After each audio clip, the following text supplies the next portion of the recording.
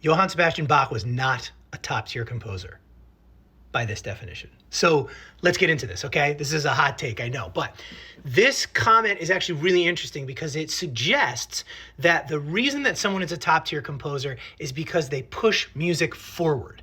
So first of all, we'd have to kind of define what that means, but let's just generally say that push music forward means does things that were influential to the composers that followed them. Now, if that was really the definition of a top tier composer, then our top tier composers would include John Dunstable, who's responsible for the addition of the third to the chord. So instead of just harmonizing in parallel fourths and fifths, we now add thirds. That's arguably one of the most influential things that's ever happened in Western music, that we now have triadic chord structure.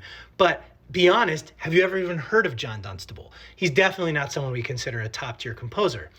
Bach, on the other hand, is by no argument, I think, the culmination of the high Baroque style. But by the time Bach died, he was outdated. He was old. His son, Johann Christian Bach, who no one would ever mention in the same breath as his father, was an early adopter of a new form called the symphony, and actually did a lot to push forward the adoption of the symphony. He was composing in London at the time, during the height of the British Empire. London was the sort of Rome of the time, right? And so he's pushing forward this new idea of the symphony, which, as we know, went on to become extremely important.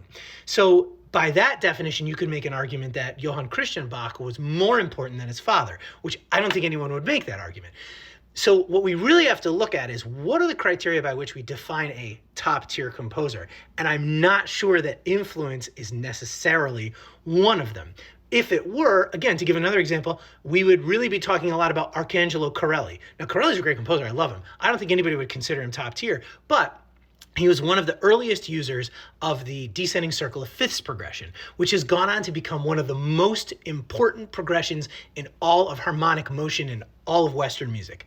So is Arcangelo Corelli, by that definition, a top tier composer? I think what we can say is that influence and whether or not someone pushed music forward is a very important marker for the potential of their being sort of top tier. But I think that really what we look at is more often people who are the culmination of a particular style rather than people who are the bellwethers of a new style. I think the bellwethers of a new style are much less often considered to be in the top tier than people who are the culmination of the preceding style.